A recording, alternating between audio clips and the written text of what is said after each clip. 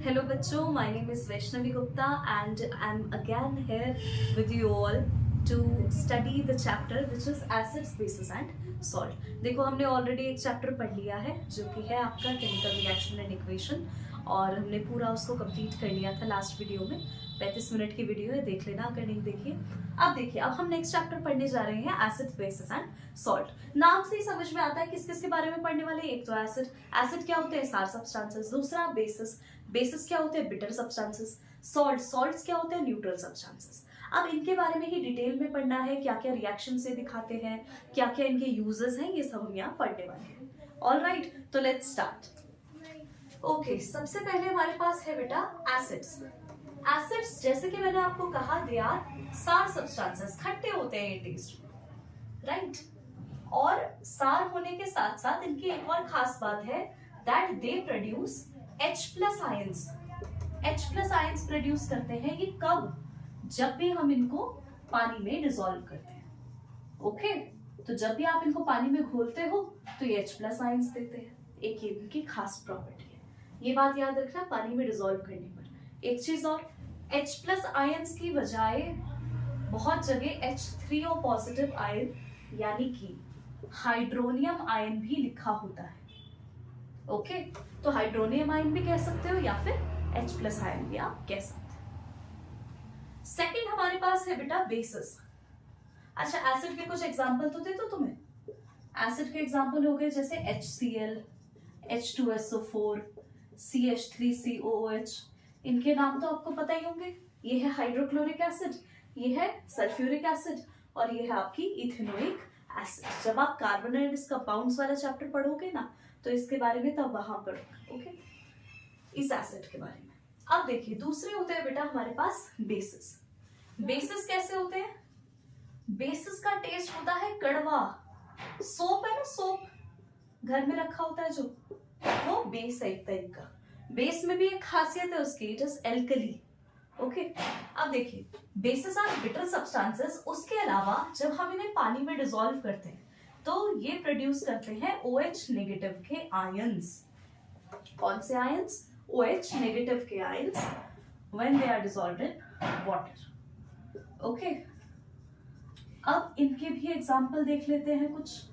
जैसे कि एक एग्जांपल है बेटा आपका NaOH, एक है CaOH का होल ट्वाइस, या ऐसे और भी बहुत सारे एग्जांपल्स हमारे पास है, राइट। ये होता है आपका सोडियम हाइड्रोक्साइड, ये है कैल्शियम हाइड्रोक्साइड।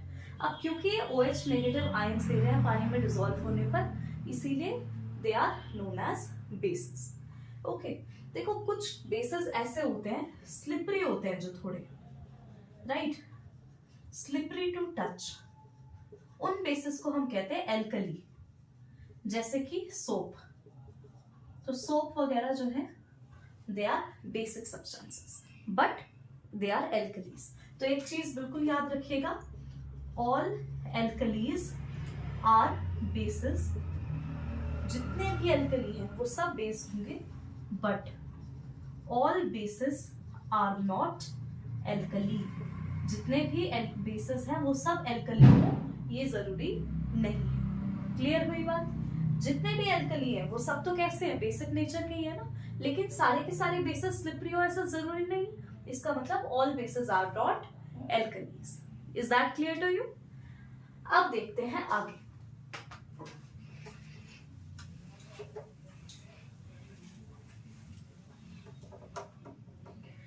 तो बेटा हमारे पास कुछ होते हैं स्ट्रॉन्ग बेसिस, कुछ होते हैं वीक बेसिस। ओके, सिमिलरली कुछ हमारे पास होते हैं स्ट्रॉन्ग एसिड्स और कुछ होते हैं वीक एसिड्स। अब हम किसी एसिड या बेस को स्ट्रॉन्ग या वीक किस आधार पे कहते हैं? आप समझिए, देखिए पहले मैं बात कर लेती हूँ वीक एसिड्स की। वीक एसिड्स वो होते हैं बेटा जो कि पानी में ना पार्शियली डिसॉल्व होते हैं to give H plus ion. यानी कि जब इनको पानी में डिसॉल्व किया जाता है तो ये H प्लस आयन तो देते हैं लेकिन बहुत ज्यादा अमाउंट में H प्लस आयंस नहीं दे पाते, राइट। अब अगर मैं कहूं स्ट्रॉन्ग एसिड क्या है बेटा? स्ट्रॉन्ग एसिड ऐसे एसिड्स हैं जिनको पानी में डिसॉल्व करने पर वो कंप्लीटली डिसॉल्व हो जाते हैं, पूरी तरीके से डिसॉल्व होकर, या डिसोसिएट कहना चाहिए, वो सही वर्ड होगा, पार्शियली डिसोसिएट, इसमें होगा, इसमें भी डिसोसिएट कर लेना, partially dissociate to form H+ ions, और दे कंप्लीटली डिसोसिएट, डिसोसिएट का मतलब होता है टूटना, टू गिव H+ ions। इनके एग्जाम्पल भी सुन लो। वीक एसिड हो गया जैसे तुम्हारा इथेनोइक एसिड, राइट, और स्ट्रॉन्ग एसिड हो गया आपका जैसे कि HCl या H2SO4 वगैरह। ठीक, अब अगर मैं आपसे कहूं कि वीक बेसिस क्या होंगे, ये तो तुमने डिफाइन कर ही लिया होगा मन में अब तक। वीक बेसिस वो बेसिस हैं जो कि पार्शियली डिसोसिएट होंगे और क्या देंगे, OH नेगेटिव आयन देंगे, लेकिन पार्शियल अमाउंट में, राइट, थोड़ी अमाउंट में। और वहीं अगर मैं आपसे स्ट्रॉन्ग बेसिस की बात करूं तो स्ट्रॉन्ग बेस होंगे पूरी तरीके से डिसोसिएट, यानी कि they dissociate completely to form OH negative ions. Okay, अब इनके भी एग्जांपल देख लो बेटा। इसका एग्जांपल है आपका NaOH, सोडियम हाइड्रोक्साइड। ओके, और इसके एग्जांपल में आप लिख सकते हो NH4OH, NH4OH, राइट, ये इसके एग्जांपल है। ऐसे MgOH का होल ट्वाइस भी इसका एग्जांपल हो सकता है, जिसको मिल्क ऑफ मैग्नीशिया भी हम कहते हैं, राइट। तो ये हमारे पास आ जाते हैं वीक एसिड्स और वीक बेसिस। इतना आपके समझ में आया? अब हम पढ़ते हैं आगे।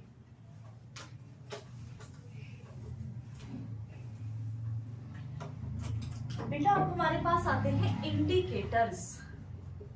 इंडिकेटर्स, इनका क्या मतलब है? ये कुछ इंडिकेट करते होंगे। क्या इंडिकेट करते हैं? ये बताते हैं कि कोई चीज एसिडिक है, बेसिक है या न्यूट्रल है, राइट। अब एसिडिक, बेसिक और न्यूट्रल तो बताते हैं, लेकिन कैसे बताते हैं तो वो डिपेंड करता है इनके टाइप्स के ऊपर। आई थिंक ये वाला मार्कर दिख नहीं रहा होगा। देखिए, एक होते हैं हमारे natural indicator, okay, natural indicator. दूसरे होते हैं सिंथेटिक इंडिकेटर, और तीसरे होते हैं हमारे ऑल्फैक्टरी इंडिकेटर। अब नेचुरल इंडिकेटर जो कि नेचुरल मेथड से अपनाए गए हों, आए हों, नेचुरल तरीकों से आए हों। नेचुरल तरीका जैसे कि टर्मरिक है, देखो हल्दी, हल्दी को कभी तुम बेस के साथ रिएक्ट कराओगे ना बेटा, तो ये रेड कलर की हो जाएगी, ठीक है। तो बहुत सारे जादू भी ऐसे दिखाते थे पुराने टाइम पे ना, कि हल्दी को एकदम रेड कर दिया, या कुछ पंडित जी भी बहुत बार करते हैं, ठीक है, कोई बेस मिलाते हैं और साथ में उसको रेड कर देते हैं टीका बनाने के लिए। अब देखिए, टर्मरिक हुआ इसका एग्जाम्पल, ठीक। ऐसे इसके और भी एग्जाम्पल्स हैं, जैसे कि लिटमस हुआ, ओके, ऐसे बहुत सारे एग्जाम्पल्स। दूसरे हमारे पास होते हैं बेटा सिंथेटिक इंडिकेटर्स। सिंथेटिक इंडिकेटर्स में ये बहुत फेमस है फिनोल्फथालीन,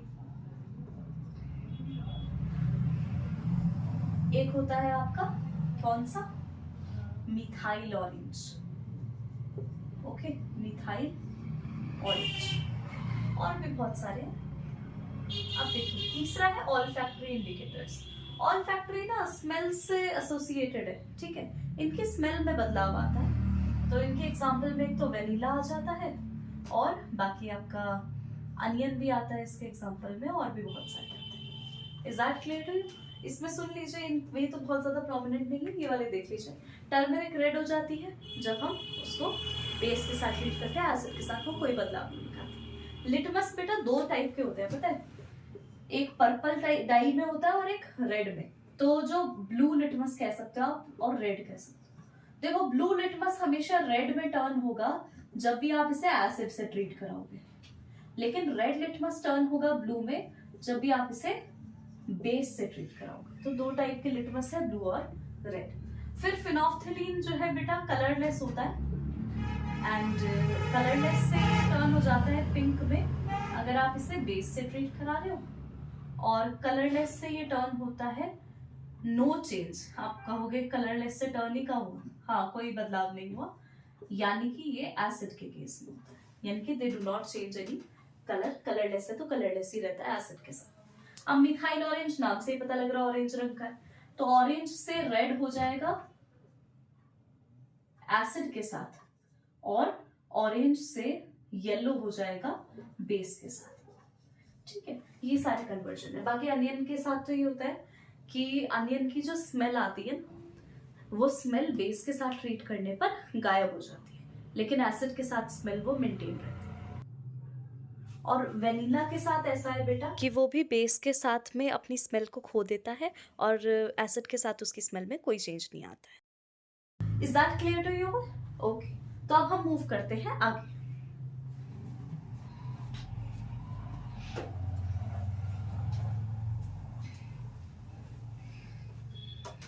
अब देखो कई बारी ओके बच्चों, तो बहुत बार ऐसा होता है कि हम एसिड्स के अंदर थोड़ी अमाउंट में लैब में जब हमें यूज करना है तो पानी ऐड करके रखते हैं। तो हमारे पास दो टाइप की एसिड्स होती हैं, एक होती है कंसंट्रेटेड एसिड और एक होती है डाइल्यूट एसिड। डाइल्यूट वो होती है जिसमें पानी की अमाउंट ज्यादा हो और एसिड की अमाउंट कम हो, और कंसंट्रेटेड वो होती है जिसमें पानी की अमाउंट कम हो और एसिड की अमाउंट ज्यादा हो। सेम चीज बेसिस के साथ भी होता है, कंसंट्रेटेड बेसिस और concentrated dilute basis. Dilute basis होंगे जिनमें पानी की अमाउंट ज्यादा होगी और कंसंट्रेटेड बेसिस होंगे जिनमें पानी की अमाउंट कम होगी। ओके, ये क्लियर हो गया होगा आपको, आई होप, राइट। तो ये तो बेसिस की बात हुई, इसमें कुछ खास बताने लायक है नहीं। तो अब मैं आ रही हूँ एक इम्पॉर्टेंट सी बात पे। बात यह है बेटा, जब भी आप लैब में एक्सपेरिमेंट करो या कुछ भी करो, सपोज आपके पास कंसंट्रेटेड एसिड है एक बीकर में और दूसरे बीकर में है पानी, राइट। तो अब आपने क्या करा, एसिड को उठाकर अगर पानी में मिलाया तब तो ठीक है, आराम से वो घुल जाएगा। लेकिन अगर आपने पानी को उठाकर एसिड में डाला तो बेटा वो एक्सप्लोड होकर बाहर गिर जाएगा। अब ऐसा क्यों होगा वो समझना। देखो, जब हम एसिड को पानी में मिलाते हैं तो ये रिएक्शन जो इनके बीच में हो रही है, it is an exothermic reaction, यानी कि जब पानी के साथ एसिड मिल रहा है तो एक्सोथर्मिक रिएक्शन है। और जब आसपास में पानी के ही मॉलिक्यूल प्रेजेंट होते हैं तो उनकी टेंडेंसी क्या है, वो उस हीट को एब्सॉर्ब कर लेते हैं और कोई भी बाहरी तौर पर असर देखने को नहीं मिलता। बस हल्का सा बीकर हल्का सा गर्म हो जाता है, जो कि हल्का महसूस होता है, बहुत ज्यादा पता भी नहीं लगता। लेकिन अगर मैंने पानी को एसिड में डाल दिया, देखो रिएक्शन तो अभी भी एक्सोथर्मिक है। अब पानी के जितने ज्यादा मॉलिक्यूल एसिड के कांटेक्ट में आते रहेंगे वो सब H+ आयंस रिलीज करना चाहेंगे, राइट। अब जैसे ही ये पूरा प्रोसेस हो रहा है, एक्सोथर्मिक रिएक्शन हो रही है, तो जो उसके अंदर और ज्यादा एसिड के मॉलिक्यूल्स है, they will start to fight with each other to react with water, okay, जिसके कारण वो बाहर की तरफ एक्सप्लोड होते हैं। ठीक है, तो इसीलिए इट इज सजेस्टेड कि आप हमेशा पानी में एसिड ऐड करें, ना कि एसिड में पानी। मेरे ख्याल से ये बात आपको काफी हद तक क्लियर हो गई होगी। अब हम एक दो रिएक्शंस देख लेते हैं जो कि एसिड्स के मेटल के साथ रिएक्शन है। सबसे पहले उसके बारे में बात करते हैं। तो जब भी बेटा आप एसिड को मेटल के साथ रिएक्ट कराते हो तो एक तो बनाता है ये सॉल्ट और साथ में हाइड्रोजन गैस लिबरेट करता है। ठीक है, हाइड्रोजन गैस लिबरेट हुई है, इसको पता करने के लिए आप क्या करते हैं, हाइड्रोजन गैस को टेस्ट ट्यूब के through, not test tube but जो भी ट्यूब में ऑब्टेन हुई है उस ट्यूब के थ्रू सबसे पहले भेजा जाता है किसके अंदर, सोप के अंदर। तो सोप के अंदर वो बनाता है बबल्स। अब वो जो बबल्स बने उनके पास कैंडल लाई जाती है या जो भी हमारे पास सोर्स हो फ्लेम का वो लाया जाता है। जब उसको पास लाते हैं तो वो पॉप साउंड के साथ बर्स्ट होता है, यानी कि जो हाइड्रोजन गैस है वो पॉप साउंड के साथ जल जाती है, जिससे हमें पता लगता है कि हाइड्रोजन गैस वहां पर प्रेजेंट है, राइट। ये हमारा एक तरीका। तो एसिड को जब भी मेटल के साथ रिएक्ट कराओगे तो सॉल्ट प्लस हाइड्रोजन गैस बनेगा। जैसे मैं आपको एग्जांपल देती हूँ, जिंक हमारा मेटल है, मैंने इसको रिएक्ट करा दिया H2SO4 के साथ, तो ये बनाएगा बेटे ZnSO4 और साथ में hydrogen gas will be liberated, okay. तो ये रिएक्शन। अब इसी रिएक्शन की थोड़ी सी और बात करते हैं। तो ये बैलेंस्ड है, ठीक, अनबैलेंस्ड नहीं है तो स्केलेटल नहीं है, डायरेक्ट इक्वेशन है। दूसरी बात, अब जब ये बैलेंस्ड है और इसमें किस टाइप का रिएक्शन हो रहा है, टाइप ऑफ रिएक्शन पूछ लिया जाए तो it is a displacement reaction. ये मैं पिछले चैप्टर से रिलेटेड बात कर रही हूँ, थोड़ा सा आपको क्लू मिल जाएगा, रिएक्शन पहचान सकते, राइट। तो जिंक ने हाइड्रोजन को उसके प्लेस से डिस्प्लेस करा और ये सॉल्ट। राइट।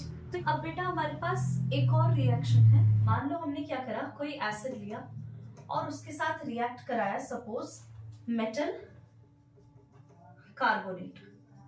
तो जब भी मेटल कार्बोनेट को आप रिएक्ट कराओगे तो एक तो ये सॉल्ट बनाएगा, एक कार्बन डाइऑक्साइड रिलीज करेगा और साथ में बनाएगा H2O, राइट। ये रिएक्शन होगी। फॉर एग्जाम्पल जैसे मैंने मान लो ले लिया एसिड, ले लिया HCl, इसके साथ मैंने Na2CO3 को रिएक्ट कराया, तो क्या होगा बेटा, HCl और Na2CO3 आपस में रिएक्ट करके एक तो बनाएगा NaCl, फिर बनाएगा CO2 और साथ में बनाएगा H2। रिएक्शन आप बैलेंस देख लेना, हो रखी है मेरे ख्याल से, तो इट इज बैलेंस्ड। यहाँ 2 NaCl करना पड़ेगा और यहाँ 2 HCl, अब बैलेंस हो गई। तो ये रिएक्शन होगी हमेशा। लेकिन वही अगर हमसे कभी पूछ लिया जाए बेटा, हमसे कभी अगर पूछ लिया जाए कि acid plus metal bicarbonate add करें, मेटल बाइकार्बोनेट कहे या मेटल हाइड्रोजन कार्बोनेट कहे, दोनों एक ही बात होती है। उस केस में भी बेटा सॉल्ट बनेगा, कार्बन डाइऑक्साइड बनेगी और पानी बनेगा हमेशा। एग्जाम्पल देख लो, जैसे HCl में मैंने अब की बार मिला दिया NaHCO3, अब क्या होगा, ये बनाएगा बेटा एक तो NaCl, एक बनाएगा H2O और एक बनाएगा CO2। बैलेंसिंग चेंज होती है ना, और क्योंकि मॉलिक्यूल्स का नंबर चेंज हो जाता है। ये हमारे पास कुछ prominent reactions. Is that clear to you? अब कई बार हमसे ये पूछ लिया जाता है कि यहाँ जो कार्बन डाइऑक्साइड बनी है ये कैसे पहचाने कि क्या कैसे बनी है ये, तो क्या किया जाता है बेटा, स्लेट लाइम लिया जाता है CaOH का होल ट्वाइस, इसके साथ ऐड करते हैं कार्बन डाइऑक्साइड, मतलब स्लेट लाइम या लाइम वाटर जो है इसके अंदर हम पास करते हैं, रिएक्ट कराई जाती है कार्बन डाइऑक्साइड गैस, मतलब कार्बन डाइऑक्साइड गैस को डायरेक्टली लाइम वाटर में पास करा जाता है। तो लाइम वाटर ना मिल्की कलर का हो जाता है, मतलब व्हाइट व्हाइट सा कलर हो जाता है इसका, और ये होता इसलिए है due to the formation of calcium carbonate CaCO3। Okay, इसकी फॉर्मेशन के कारण ऐसा होता है। Is that clear to you? तो ये हमारे पास रिएक्शन है। ओके, ये कई बार एग्जाम में पूछ लेता है ऐसे भी, ठीक। इसको आप देख लीजिए, नोट करने जैसा, अभी तक आपने नोट करा होगा। I am sorry, I forgot to give you some time for screenshot and all, please manage आगे some time. Okay, take a screenshot. Okay, आइए तो नेक्स्ट टॉपिक पढ़ते हैं। देखिए बेटा, अभी जैसे मैंने आपको बताया कि हमने एसिड्स की रिएक्शन कराई अलग अलग मटेरियल के साथ, अब हम बेसिस की रिएक्शन कराने जा रहे हैं अलग अलग मटेरियल के साथ। देखिए, जैसे मैंने बेस लिया और इसको मेटल के साथ रिएक्ट कराया, तो ये बनाएगा बेटा मेटल सॉल्ट और साथ में बनाएगा हाइड्रोजन गैस, फिर से hydrogen gas liberate. For example मैंने सोडियम हाइड्रोक्साइड ले लिया बेस और साथ में मैंने जिंक ले लिया, तो ये क्या करेगा बेटा, इट विल फॉर्म Na2ZnO2 और साथ में हाइड्रोजन गैस को ये लिबरेट कर देगा, ठीक है। तो ये सॉल्ट बनाया इसने और यहाँ हाइड्रोजन गैस लिबरेट हो जाएगी। इस तरीके की रिएक्शन हमें देखने को मिलती है, ठीक है। तो इसके बाद अब हम पढ़ने जा रहे हैं एक बहुत ही इंपॉर्टेंट टॉपिक जो कि है आपका pH स्केल। ओके, अब मैंने एक टर्म बोली अभी मैंने बोला pH। तो एनसीईआरटी में भी देखिएगा, आपको दे रखा है, इसकी फुल फॉर्म पोटेंस हाइड्रोजन होती है, यानी कि हाइड्रोजन किस में कितना ज्यादा एक्टिव है उस चीज को बताने में ये मदद करता है। जब आप 11th में आएंगे तो वहाँ केमिस्ट्री में आपको इसका एक प्रूफ भी मिलेगा प्रॉपर कि कैसे कैसे इसको निकाला गया है, क्या रीजन है pH आने का, ये सारी आप वहां पर पढ़ेंगे केमिस्ट्री में, राइट। तो फिलहाल आप देखिए pH की वैल्यू ना बेटा कहाँ से कहाँ तक वेरी करती है, ये होती है 0 से लेकर 14 तक, राइट। अब 0 से 14 में भी 0 से 7 तक एसिड्स होते हैं और 7 से 14 तक बेसिस होते हैं। ओके, अब एक चीज और देखिएगा, एसिड्स में भी 0 से 3.5 तक में हम स्ट्रॉन्ग एसिड्स मानते हैं, ओके। 3.5 से 7 में वीक एसिड्स मानते हैं, वही 7 से 10.5 में हम वीक बेसिस मानते हैं, एंड 10.5 से 14 में हम स्ट्रॉन्ग बेसिस को मानते हैं। Is that clear to you? ये हमारा पीएच स्केल होता है।